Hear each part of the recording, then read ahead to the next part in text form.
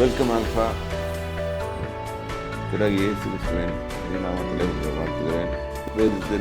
வேத பகுதி கடந்து செல்லும்னாக please subscribe us, like as.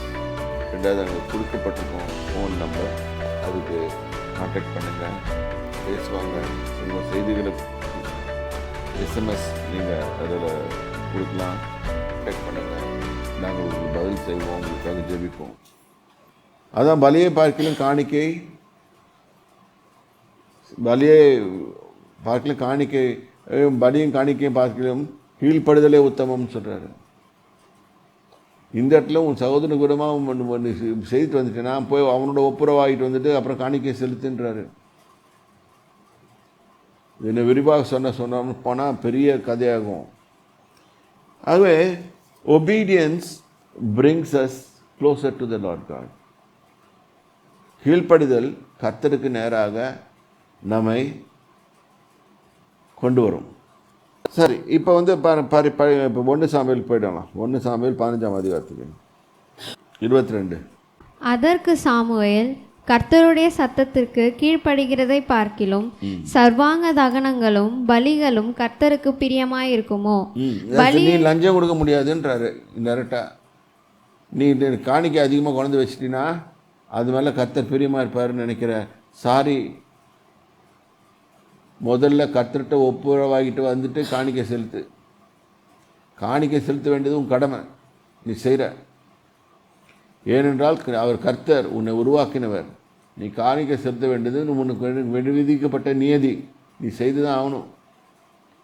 நீ என்ன நினைக்கிற, அவருக்கு லஞ்சம் கொடுத்துட்டா அவர் அட்ஜஸ்ட் பண்ணிட்டு போயிடுவார்னு நினைக்கிற. இல்லை, தப்பு.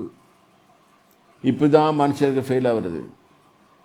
நிறைய கிறிஸ்தவர்கள் இருக்கிற, நான் எவ்வளவோ பண்ணுறேன்னு என்னக்கும் கர்த்தர் பதில் கொடுக்க மாட்டேன்றாரு. இதுதான் அர்த்தம். உன் இருதயம் கர்த்தரோடு எப்படி இருக்குது? சரி, இப்போ பாருங்க. பலியை பார்க்கிலும் கீழ்ப்படிதலும் ஆட்டுக்கடாக்களின் நினத்தை பார்க்கிலும் செவி கொடுத்தலும் உத்தமம். அந்த காலத்தில் என்ன பண்ணாங்க, பலி செலுத்த வரேன்னு சொல்லிட்டு இப்படி தான் செய்வாங்க, கொடுத்துட்டு போயிடுவாங்க. ஆனால் கர்த்தர் பிரியமாக இருந்தார். கர்த்தர் அது மேலே வழிகள் திரள் எனக்கு நெருந்துக்குன்னு கேட்குறாரு ஒரு இடத்துல. அவளை நான் வெறுக்கிறேன்றாரு. நீ முதல்ல ஒபே பண்ணுன்றாரு. கீழ்ப்படி, நான் சொல்கிறதுக்கு கீழ்ப்படி. ஏனென்றால் உனக்குன்னு ஒரு செம்மையான பாதை கிடையாது, தெரியாது, தெரிஞ்சு கொள்ளவும் விரும்ப மாட்டேன்ற. நான் எழுதி வச்சுருக்கேன் பைபிள் வேத புஸ்தகத்தில், அதையும் படிக்க மாட்டேன். ஆனால் நீ என்ன நினச்சிக்கிற, நீ வந்து இஷ்டம் போல் நடந்துட்டு எல்லாம் கொடுத்துட்டு ஆண்டவருக்கு லஞ்சம் கொடுத்துட்டு ஓடி போயிடலான்னு நினைக்கிற. No, we fail because of this. இங்கே தான் போட்டிருக்காரு, நினைத்தை பார்க்கலாம் செவி கொடுத்தல் தான் ஊற்றணும். கர்த்தருக்கு செவி கொடு. நீ அந்த இடத்துல வரும்போது, தேவாலயத்துக்கு வரும்போது கர்த்தர் உனக்கு ஞாபகப்படுத்துறாரு, அப்பா நேற்று சண்டை போட்டு வந்துட்டியே ஒரு இடத்துல அப்படின்னு சொன்னால், ஆண்டவரே நான் ஆலயத்துக்கு ரொம்ப டைம் ஆகிடுச்சு, ஆண்டவரே நான் இன்னைக்கு திருப்பி போய் அங்கே பண்ண முடியாது, நான் வந்து இந்த காணிக்கை செலுத்தலை, நான் முதல்ல போயிட்டு அந்த ஆளோட ஒப்புரவாயிட்டு வந்து திருப்பி வந்து காணிக்கை பெட்டியில் காட்டிக்கப்பட்டு போகிறேன் அப்படின்னு சொல்லுங்க. கர்த்தருக்கு ரொம்ப பிடிச்சமா இருக்கும். ஏன்னா அவர் சொல்கிறபடி செய்தீங்க. இன்றைக்கி மக்கள் என்ன நினைக்கிறாங்க, காசு. அன்றைக்கி அந்த மாதிரி காணிக்கை இருந்துச்சு, இன்றைக்கி வேறு மாதிரி காணிக்கை. காசு கொடுத்து எப்படி எல்லாம் ஏமாத்துறேன். நீ காசு கொடுத்தோன்னே சபைகள்லேயும் முதலிடம் கொடுக்கப்படும், யாக்கோபில் போட்டிருக்கு. அது மாதிரி செய்யாதீங்கன்னு. ஆனால் இன்றைக்கி சபைகளில் என்ன பண்ணுறாங்க, காசு அதிகமாக கொடுப்பவர்களுக்கு முதலிடம் கொடுக்கும். சரி, 23வது வசனம் வாசமா. ரண்டகம் பண்ணுதல் பில்லி சூனிய பாவத்திற்கும் முரட்டாட்டம் பண்ணுதல் அவபக்திக்கும் விக்கிரக ஆராதனைக்கும் சரியா இருக்கிறது. ரைட், இதை இங்கிலீஷில் வாசிங்க அப்படியே. 23வது வசனத்தை.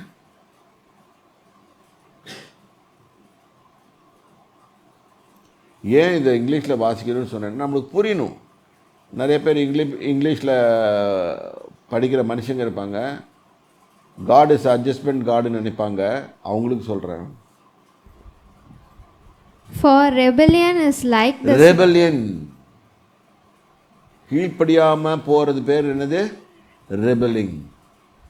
When God says something, we say, no Lord, we would like to do this way. That's what Adam did. ஆதாமை போல அங்கே போட்டாங்க. நேற்று ஓசியாவில் படித்தோம்ல, ஆதாமை போல அவர்கள் அவன் செய்தார்கள். இங்கே பெல்லி சூனியத்து ரெண்டகம் பண்ணுதல், பெல்லி சூனியம். இப்போ விச்கிராஃப்ட் பண்ணணும் அவசியம் இல்லை. விச்கிராஃப்ட் வேலை செய்யறதுக்கு காரணம் என்ன தெரியுமா?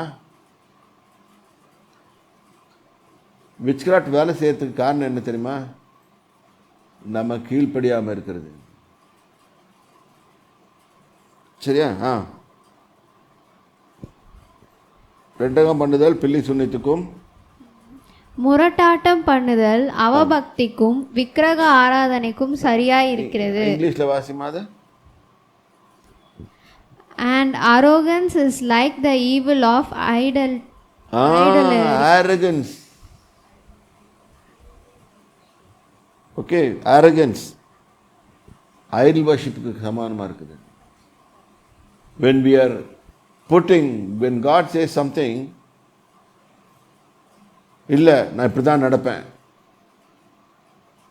நம்ம தவறாக நம்ம பிள்ளைங்க நடக்கும்போது நம்ம விட்டுருவோமா? அது பிள்ளைகளை போட்டு 2 அடி வைக்கிறோம்ல, நீ பண்ணுறது தப்பு அப்படின்னு சொல்லி நம்மளுக்கு அடி வச்சுட்டு ரைட் இருக்குதுன்னு நினைக்கிறோம்ல, அதே மாதிரி தான் அவருக்கும் ரைட் இருக்குது. ஓகே, இங்கே இந்த ஒரு காரியத்தினால அவன் ராஜ பதவியை அவன் இழந்தான்.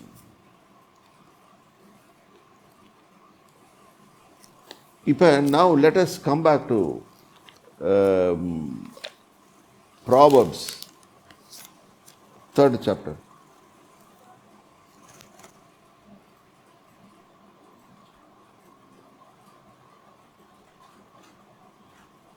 First word. என் மகனே என் போதகத்தை மறவாதே. பாருங்க, அவர் எப்படி கூப்பிட்றாரு உங்களை, உங்கள் மகனேன்றாரு, பிள்ளையேன்னு கூப்பிட்றாரு. பிள்ளையே போதகத்தை மறவாதே. மறந்தினா இதுதான், ஒரு சவுலை போல, ஒரு ஆதாமை போல, இல்லாட்டி அங்கே ஆண்டவர் இயேசு சொன்ன மாதிரி அங்கே ஒரு பலிபீடத்தில் காணிக்க வைக்காமல் போய் லஞ்சம் கொடுத்து எஸ்கேப் பண்ணலான்னு நினைக்கிற மனுஷனை போல.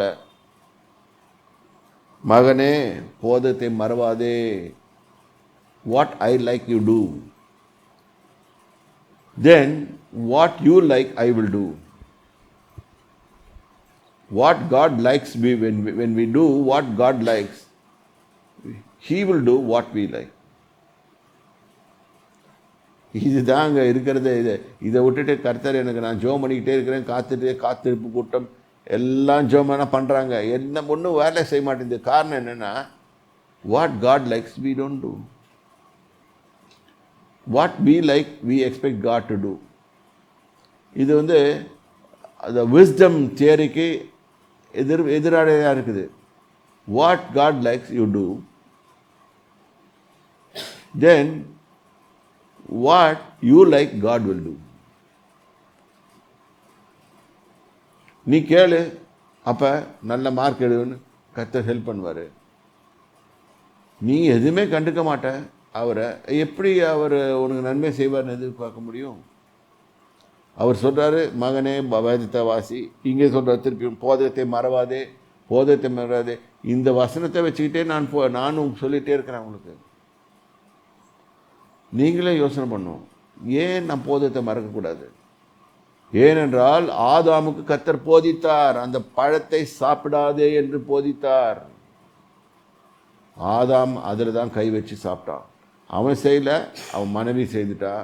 யாராக இருந்தாலும் சரி, கர்த்தர் சொல்லும்போது கேட்காம இருக்கும்போது அங்கே பிரச்சனைகள் வருகிறது. இப்படி தான் பாவம் உட்கு புகுந்து கர்த்தர் சாமுவேல் மூலமாக தான் சவுலுக்கு சொல்கிறாரு, நீ போய் எல்லாத்தையும் அழிச்சிட்டு வான்னு சொல்லிட்டு. ஆனால் அவன் அட்ஜஸ்ட் பண்ணி என்ட்ரி போட பார்க்குறான், அட்ஜஸ்ட்மெண்ட் என்ட்ரி போடுறான். இந்த ஃபினான்ஸ் அக்கௌண்ட்ஸ் பார்க்குறவங்களுக்குலாம் தெரியணும். ஒரு ஜேர்னல் என்ட்ரி போட்டு, ஜேர்னல் என்ட்ரி வரப்பிரசாதம், ஒரு ஜேர்னல் என்ட்ரி போட்டால் சரியாக போயிடும் அப்படின்னு. நாங்கள் அந்த காலத்தில் அக்கௌண்ட்ஸ் எழுதும்போது இப்படி தான் பார்ப்போம். அந்த ஜேர்னலுக்கு இது தப்பாக இருக்குதுப்பா, இது இந்த தூக்கி எங்கே போட்டுடு God doesn't like it. God says, do it right. Otherwise, say sorry. I repented. Lord, I'm sorry. I did it. I know I am wrong. My heart is not right with you. I want to make my heart right with you. அப்படின்னு சொல்லிட்டு போங்க. தன்னால் God will do whatever He wants to do for you. நீங்களாட்டி நீங்கள் கால் கடுக்க தேய்ச்சி கோயில் படிக்கட்டி ஏறிக்கிட்டு வந்தாலும் ஒன்றும் நடக்க போகிறதில்ல.